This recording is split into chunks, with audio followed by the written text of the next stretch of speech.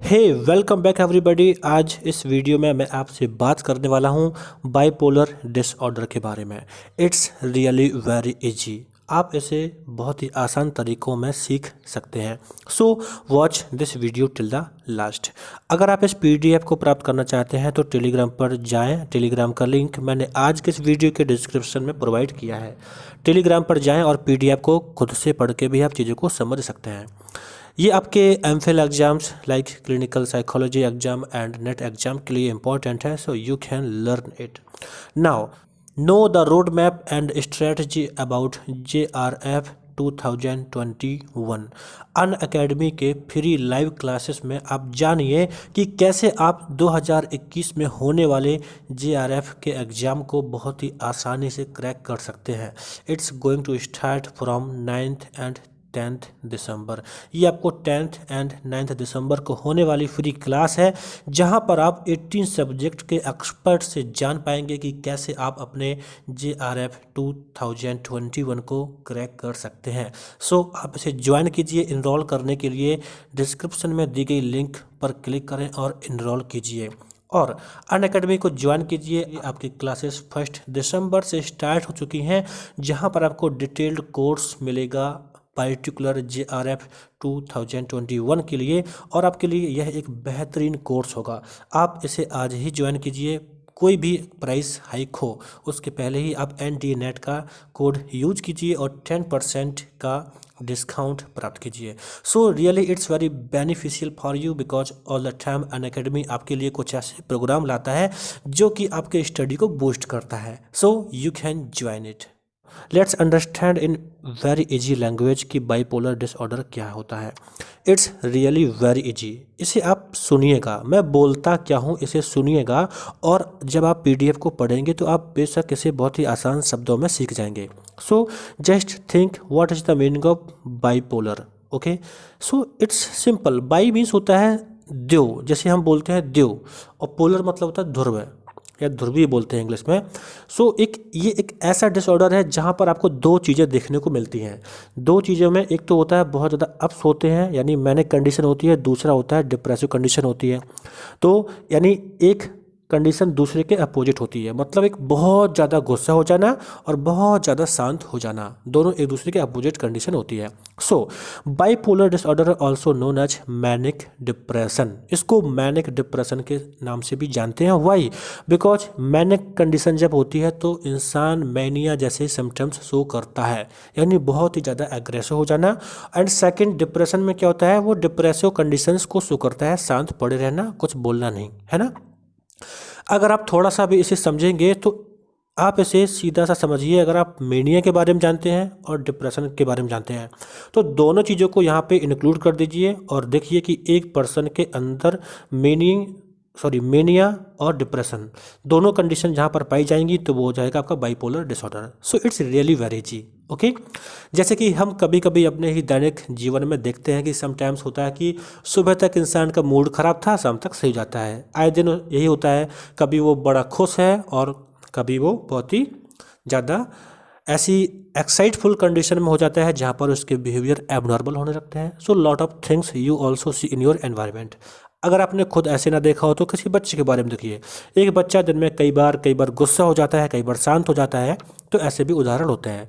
मैं आपसे ये नहीं कहता हूँ कि इन लोगों को बाइपोलर डिसऑर्डर है। My main point is that कि इसी तरह से बाइपोलर डिसऑर्डर भी होता है कि एक पर्सन में मेनिया और डिप्रेशन जैसी दोनों कंडीशन पाई जाती हैं। So it's very easy to understand.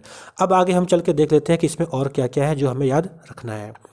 जैसे कि आगे लिखा हुआ है, it is a mental illness that brings severe high and low moods and changes in sleep, energy, thinking and behaviour. यानी एक ऐसा मेंटल इलनेस है जिसके अंतर्गत किसी पर्सन में बहुत ज़्यादा हाई और लो मूड्स होते हैं, उसकी स्लीप, एनर्जी, थिंकिंग, ये सारे बिहेवियर चेंज हो जाते हैं। Now people who have bipolar disorder can have periods in which they feel overly happy and energised and other periods में क्या होगा, बहुत ही ज़्यादा सैड, होपलेस फील करते हैं। यानी एक पर्सन कभी बहुत ज़्यादा हाई अचीवर टाइप में फील करता है या फिर बहुत ज़्यादा एनर्जाइज फील करता है, और कभी वो जस्ट अपोजिट होता है। इन बिटवीन दीज पीरियड्स है, यानी अगर किसी पर्सन को बाइपोलर है तो जैसे मान लीजिए कि वो अभी कुछ दिनों से बहुत ज़्यादा एनर्जाइज्ड कंडीशन में है, इसके बाद वो शांत रहता है और फिर से उसमें बहुत ज़्यादा सैड कंडीशंस होती हैं, यानी वो डिप्रेसिव कंडीशन में रहता है, तो बीच में वो नॉर्मल बिहेवियर करता है। तो आप समझ सकते हैं जैसे कोई पर्सन है एक हफ्ते बहुत अच्छे से रहता है और बाद में एक हफ्ते बहुत ज़्यादा बुरी कंडीशन में रहता है, मेनिक कंडीशन में रहता है। तो इसीलिए यहाँ पर लिखा है कि जो बिटवीन पीरियड्स होता है वो नॉर्मल होता है, उसमें कुछ आपको ऐसे देखने को नहीं मिलता है। लेकिन यहाँ पर थोड़ा सा ध्यान रखिए कि इसका नाम बाइपोलर क्यों है, क्योंकि यहाँ पे दो कंडीशंस होती हैं just opposite. You can think of the highs and low as two poles, यानी एक पोल, जैसे पोल है कोई तो एक अपर एक lower. So similar that you can think of the highs and lows as two poles of mood, यानी mood में आपको हाई और कभी लो कंडीशन देखने को मिलती है, इसलिए इसको बाइपोलर डिसऑर्डर कहते हैं। And now next, about half of people during mania can also have delusions and hallucination. आपको मैंने पहले डिल्यूजन और हेलुसिनेशन के बारे में बताया था। जब बाइपोलर डिसऑर्डर वाले पर्सन जब मेनिक कंडीशन में होते हैं तब उन लोगों में डिल्यूजन और हेलुसिनेशन भी मिलते हैं। हेलुसिनेशन क्या होता है कि ऐसी चीज़ें जो है ही नहीं फिर भी दिखाई दें, सीइंग और hearing things that aren't there, जो वहाँ पर है ही नहीं वो उनको दिखाई देती हैं। और डिल्यूजन्स में क्या होता है, चीज़ें होती हैं बट वो अल्टर फॉर्म में दिखाई देती हैं। सो ध्यान रखना है कि जो मैनिक कंडीशन होती है बाइपोलर में उसमें कभी कभी पर्सन को डिल्यूजन्स और हेलुसिनेशंस भी होते हैं। अब भी कभी आपके एग्जाम्स में ऐसा पूछा जाता है तो आपको उसके लिए ध्यान रखना है। Now next, bipolar disorder types. अगर टाइप्स की बात की जाए तो जो भी इसके सिम्टम्स होते हैं जैसा कुछ देखने को मिलता है उसके अकॉर्डिंग थोड़ा बहुत इसमें टाइप्स को कैटेगराइज किया गया है। इसमें जो बाइपोलर फर्स्ट टाइप डिसऑर्डर है इसमें कहा गया है, with this type you have extreme erratic behaviour with manic up periods that last a week और are so severe that you need medical care. सीधी सी बात है, बाइपोलर डिसऑर्डर में एक कंडीशन जो मैनिक कंडीशन होती है अगर वो कॉन्टीन्यूस बहुत ज़्यादा दिनों तक रहती है, मोस्टली मतलब लास्ट अ वीक एक हफ्ते तक रहती है, तो उस टाइम पे बहुत ज़्यादा प्रॉब्लम होती है, तो कभी कभी मेडिकल केयर की भी नीड होती है। हो सकता है कि पर्सन बहुत ज़्यादा एक्साइटेशन की कंडीशन में आके कुछ भी कर सकता है। तो इस तरह से ये आपका एक होता है बाइपोलर फर्स्ट डिसऑर्डर। और इसके बाद दूसरा है यहाँ पे next, with this type you also have erratic high and low but it isn't extreme as bipolar first, यानी सेकंड में थोड़ा सा कंडीशन लो रहती है, उस तरह से नहीं होता है कि जैसे आपके फर्स्ट में होता है। फर्स्ट में बहुत ज़्यादा एरेटिक बिहेवियर होता है जो कि एक्सट्रीम लेवल तक होता है, ऐसा फर्स्ट में नहीं होता है। Now next is cyclothymic disorder. आप इसे ध्यान रखिए, हो सकता है कभी इस टर्म को यूज करके पूछा जाए। तो ये जो साइक्लोथेमिक डिसऑर्डर होता है इसमें क्या बोला गया है कि this type involves periods of manic and depressive behaviour that last at least 2 years in adult, यानी एडल्ट में मैनिक और डिप्रेसिव बिहेवियर लगभग 2 साल तक चलता है और 1 साल तक चलता है बच्चों और टीन्स में। तो the symptoms aren't as intense as bipolar disorder first और बाइपोलर डिसऑर्डर सेकंड, यानी साइक्लोथेमिक डिसऑर्डर की एक मेन जो कंडीशन वो है, ये आपका जो एडल्ट होते हैं उसमें 2 साल तक लगभग में चलता है और इसमें जो सिम्टम्स होते हैं वो उतने ज़्यादा सिवियर नहीं होते हैं जितने कि बाइपोलर डिसऑर्डर फर्स्ट में होते हैं और सेकंड में होते हैं। तो आप इसे ध्यान रखिए। नेक्स्ट, बाइपोलर डिसऑर्डर सिम्टम्स क्या होते हैं। अगर आप मेनिया को समझते हैं तो निश्चित ही आप इसको बहुत आसानी से समझ सकते हैं। तो सिम्टम्स ऑफ मेनिया, यानी मेनिया के जो सिम्टम्स होते हैं जो हाइस बोलते हैं, तो इसमें कुछ भी हो सकता है, like excessive happiness, hopefulness and excitement, sudden changes from being joyful to being irritable, rapid speech, poor concentration, increased energy and less need for sleep। इसके बाद है usually high sex drive, making grand and unrealistic plans, showing poor judgment, drug and alcohol abuse, becoming more impulsive, less need for sleep, less of appetite and larger sense of self confidence and well-being and being easily distracted। तो ये सारे symptoms हैं, ये symptoms वैसे ही हैं जैसे कि mania में होते हैं। तो मैनिक सिम्टम्स हैं, तो सीधी सी बात है मेनिया वाले सिम्टम्स यहाँ पर पाए जाते हैं। इसकी अपोजिट में जब लॉस होता है यानी डिप्रेसिव पीरियड्स होता है, तो एट दैट टाइम सीधी सी बात है जो डिप्रेसिव के सिम्टम्स होते हैं वो देखने को मिलते हैं, like sadness, loss of energy, feelings of hopefulness and not enjoying things they once liked, trouble concentrating, forgetfulness. तो ये कंडीशंस भी हैं, कुछ सिम्टम्स हैं जैसे कि और भी हैं, talking slowly, lacks of sex drive, inability to feel pleasure, uncontrollable crying, irritability, insomnia. तो ये सारे सिम्टम्स हैं जो कि एक डिप्रेसिव कंडीशन में होते हैं। तो ये सिम्टम्स मिलते हैं आपको स्लोस कंडीशन में। और इसके बाद आता है बाइपोलर डिसऑर्डर ट्रीटमेंट। ट्रीटमेंट क्या है?